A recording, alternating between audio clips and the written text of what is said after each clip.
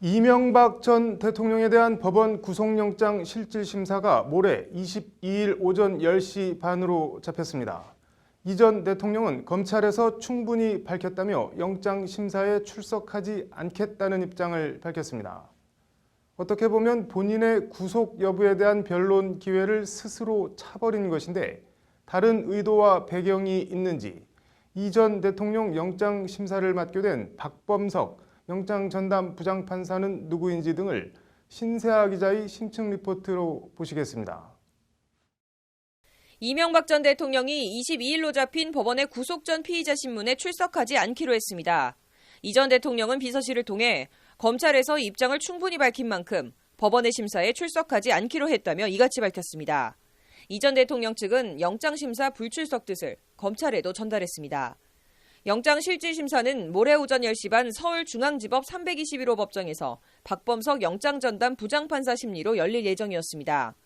이 전 대통령이 불출석 의사를 밝힘에 따라 심사는 검찰 수사기록 등 서류 검토만으로 이뤄지거나 검찰과 이 전 대통령 변호인이 참석한 가운데 신문이 진행될 수 있습니다. 검찰 관계자는 이에 대해 신문 자체를 안 할 수도 있고 변호인만 가서 신문을 할 수도 있을 것이라며 절차는 법원이 결정할 것이라고 밝혔습니다. 영장 발부 여부는 결국 다스를 누구 거라고 판단하느냐에 달렸다는 게 법원 안팎의 대체적인 시각입니다. 이 형사적으로 만약에 다스 실소유주가 이명박이다라는 점이 확정이 되게 된다면 그런 몇십억대 뇌물죄에 대한 죄책을 이명박은 물어야 되는. 영장 실질심사 포기는 구속 여부를 다툴 권리나 기회를 스스로 포기하는 행위입니다.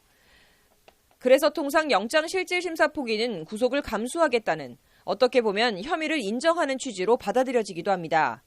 그러나 이 전 대통령은 검찰에서 혐의를 극구 부인한 바 있습니다.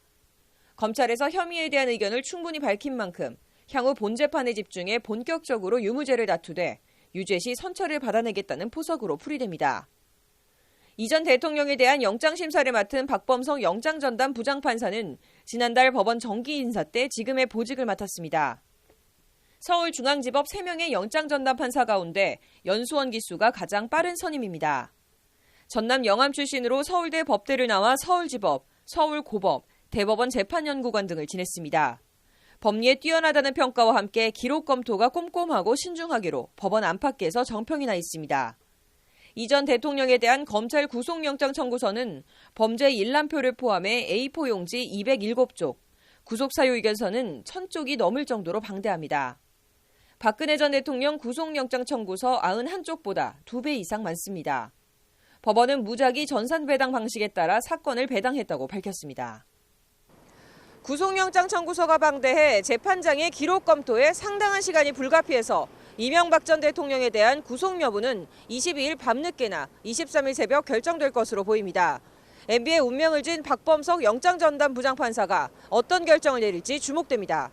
법률방송 신세아입니다.